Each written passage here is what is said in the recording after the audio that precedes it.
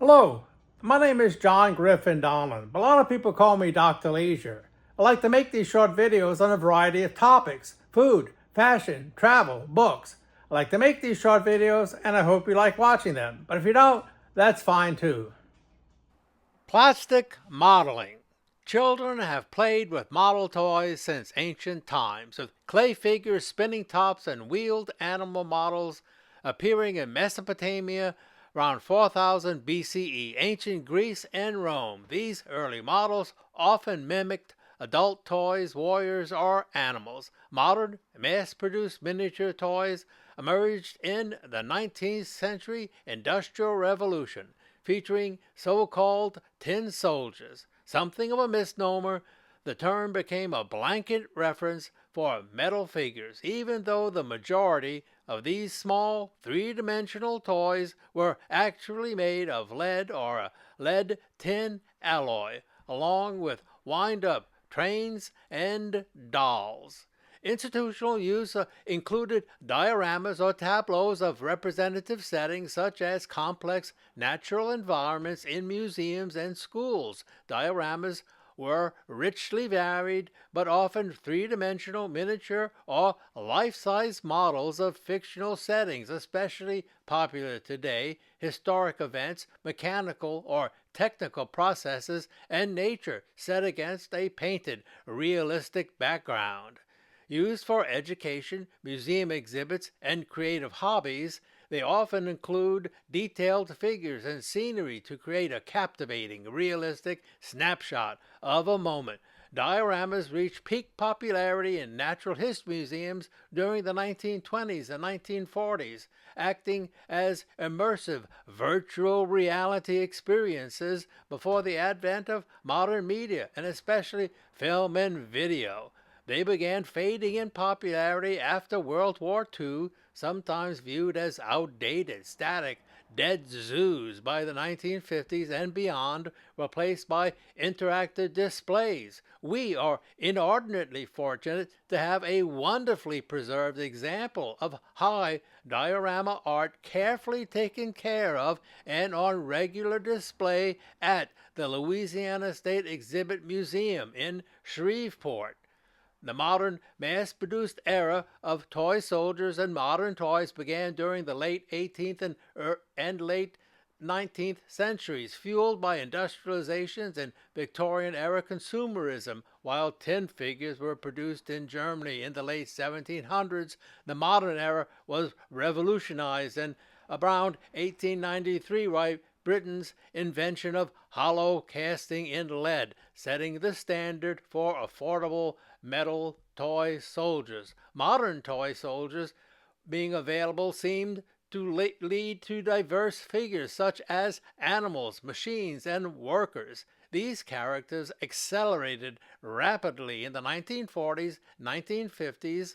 Following World War II, plastic replaced lead and pot metal, or monkey metal, the term for cheap, low melting point alloys, typically zinc, lead, tin, or aluminum, used to create fast, inexpensive castings, which allowed manufacturers to mass produce affordable, varied, and detailed figures beyond just soldiers, setting the stage for action and other figures.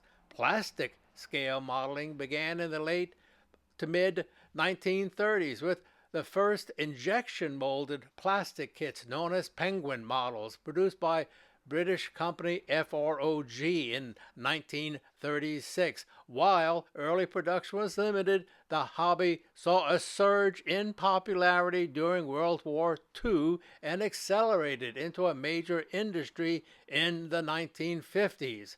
Early plastic models often used materials that warped over time, but the introduction of polystyrene in the 1940s and 50s allowed for the detailed, durable kits that define the modern hobby.